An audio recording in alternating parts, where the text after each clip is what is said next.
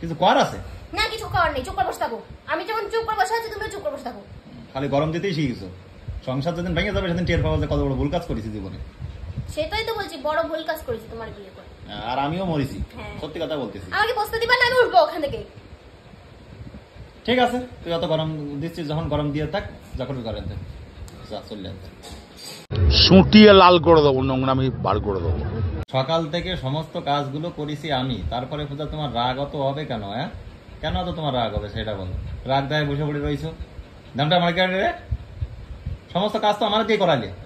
আমি তোর সাথে কথা বলছি, তুমি আমার সাথে সাথে কেন কথা বলছো? সাথে সাথে কথা কব না, তোর বসে রয়েছে কোনো? সেই সময় তো তোর 100 বার ডাকতেছি যে পূজা ওটো ওটো ওটো, এ করো ও করো ও করো, কোনো কিছু করতে না, ধ্যান ধরে বসে পড়ে রয়েছে।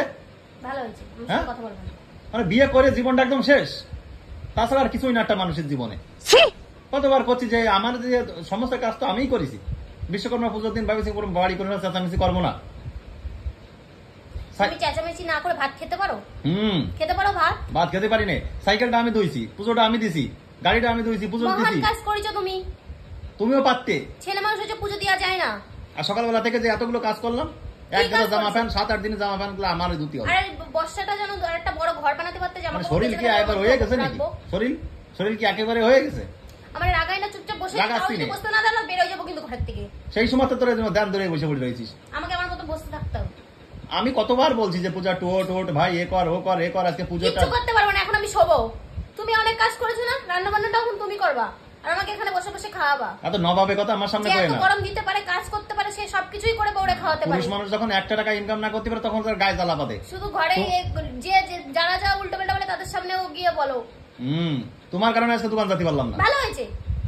10-11টার সময় ঘুমেতে যদি দুইজনে উঠি তাহলে কখন খেতে যাবে? আমি নাই উঠেছি, তুমি ওঠোনি কেন?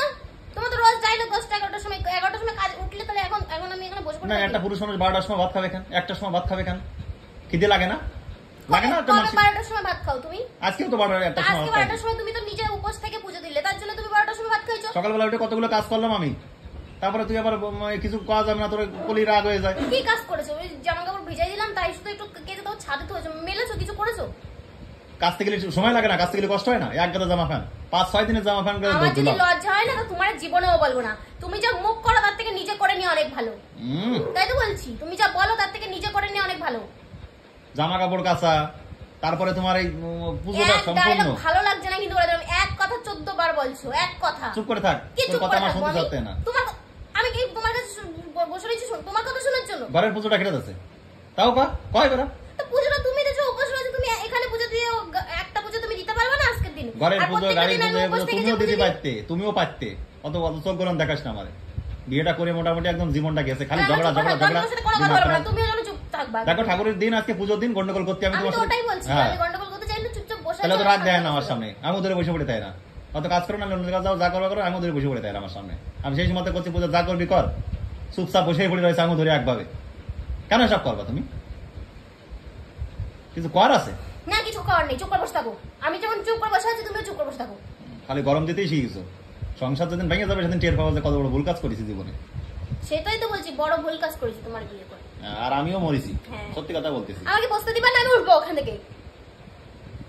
ঠিক আছে, তুই অত গরম দিচ্ছিস যখন গরম দিয়ে থাক, যখন করেন যা চলে যা।